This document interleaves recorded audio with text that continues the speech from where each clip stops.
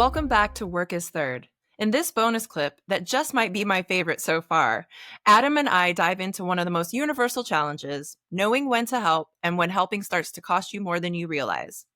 Adam talks about why helping others has become such a deep part of his healing, how he shows up for his kids with honesty and presence, and why setting boundaries with parents is still one of the hardest things to do. Let's listen in. I would Okay. love to ask you now the 4 questions I ask every guest, if you're ready. Okay. Okay. Well, the first question is, what is something that is easy for you to say yes to? Trying new technology. I'm a nerd, so I love to just try new systems like AI. I've been having the most fun with. I know people are like, "Oh my god!" I'm just like, "Oh, I'm having fun." So that was definitely that. And vacations, you can always take me on a vacation any day. Yeah, same. Travel, done. I'm there. Like, always down for it. So then what is something that it is hard for you to say no to? As of recently, helping people. Mm, Well, I won't say recently, but like as of within the last throughout this journey, I'll say helping people.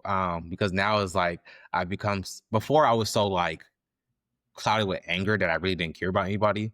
But now I'm like realizing that we all have our things that we're going through. We all are like struggling with something. And sometimes just having that person or having even a stranger just give you a hug or something can just change your whole like life from that moment. Right. And so helping people will definitely be like the hardest thing for me to say no to now. that is actually a common answer among guests on the show. And I find it really interesting because often the hardest boundaries to set are with the people that we care about or with wanting to be a good human Absolutely. being. Right? I mean, you have to balance sometimes how is this going to affect you? And even if I mean the what's the word I'm looking for? The pressure maybe to help, All right. even if you feel like it's going to take away from you in some way.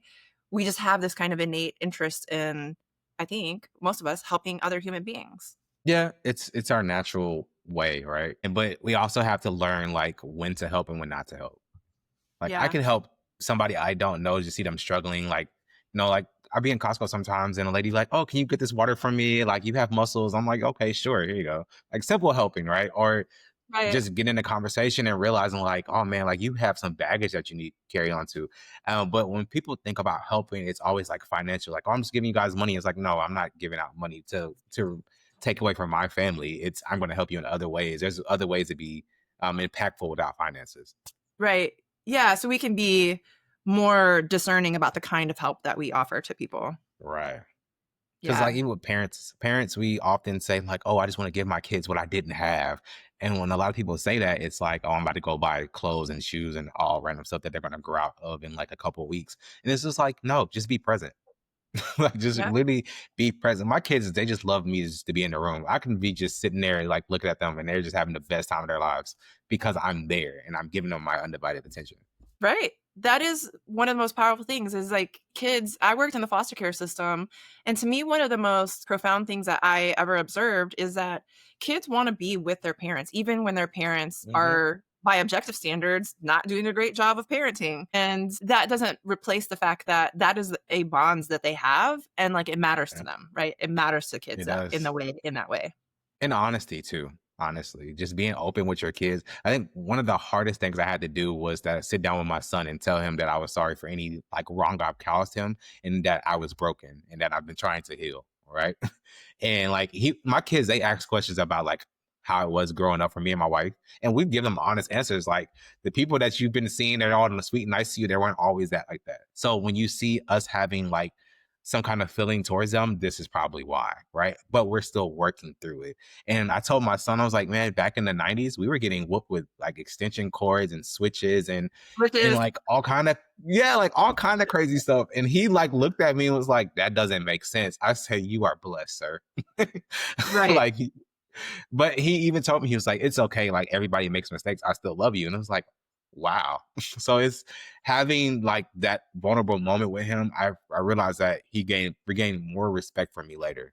They do, and I think it models something that is missing in the world today, in particular with the social media environment, is that we're seeing these highly curated versions of people's lives, and we're not seeing the struggle that people go through. We're not seeing the humanity Mhm. in people.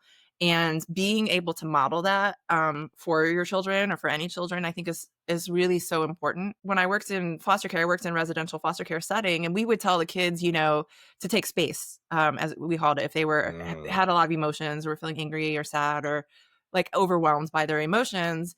And I remember one day it was a really stressful. I worked with teenagers, and it was a really stressful mhm. environment. And there was this day that I was just very overwhelmed, and I said, you know what, Miss Dawn is going to go take space. And I just like went for So a walk. that's And I remember one of the kids later saying, like, "We didn't know you guys the staff would do that." And I'm like, "Yeah, I have emotions too, right?"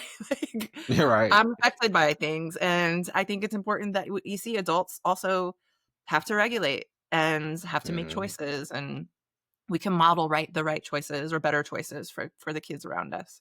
Exactly. It's showing that like even though adults are we're strong, we're superheroes, but we're still human at the end of the day, right? Yeah. Because growing up, like I didn't know emotions. My parents, they did not know how to control their emotions or even like explain their emotions. So for me, it was like I didn't know. But now that I've started to learn and I'm seeing a difference in my son, I'm like, okay, I can see the healing in me because of how I'm dealing with him or how he's learning. And I think that also contributes to the really good healing part of it. Yeah. I love that. Okay, so the last 2 questions are, when it comes to joy or self-care or boundaries or healing, what do you do really well? Self-care. I'm all about self-care. Fridays, I do nothing.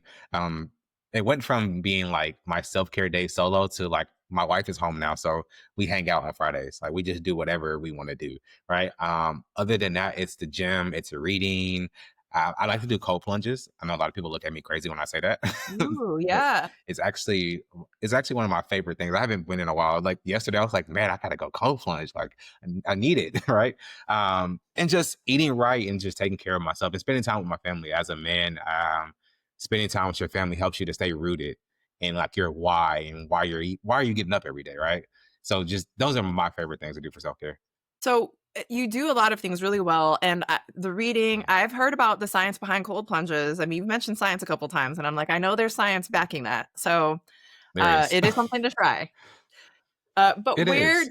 where do you still have challenges? I think my challenges are setting boundaries with like my family, like not my immediate family that's in my house, but like my parents, my well, mostly them really. Yeah, a lot of people struggle to set boundaries with their parents, Yeah. and Parents can be yeah, a lot. right. They can be a lot.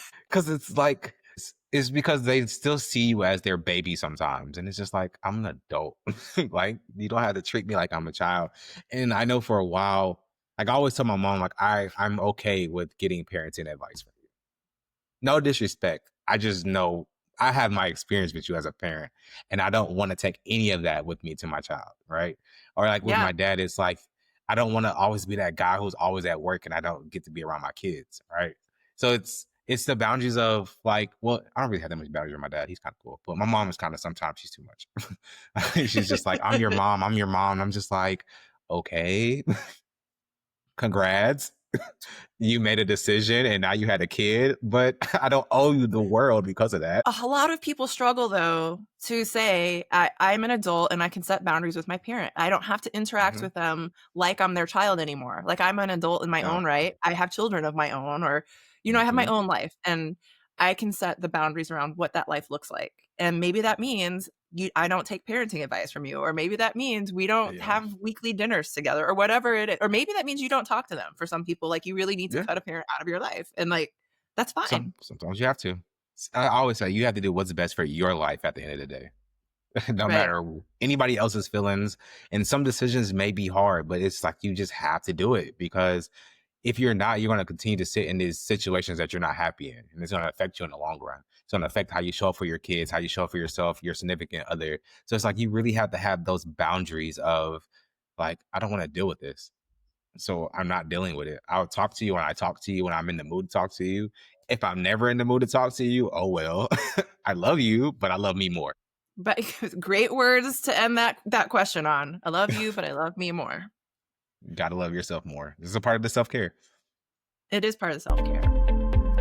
Thanks for listening to this bonus moment with Adam Wilson.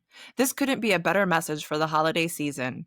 If this resonated, I encourage you to check out the full episode for a deeper dive into healing, childhood patterns, rest, and rewriting the stories we carry.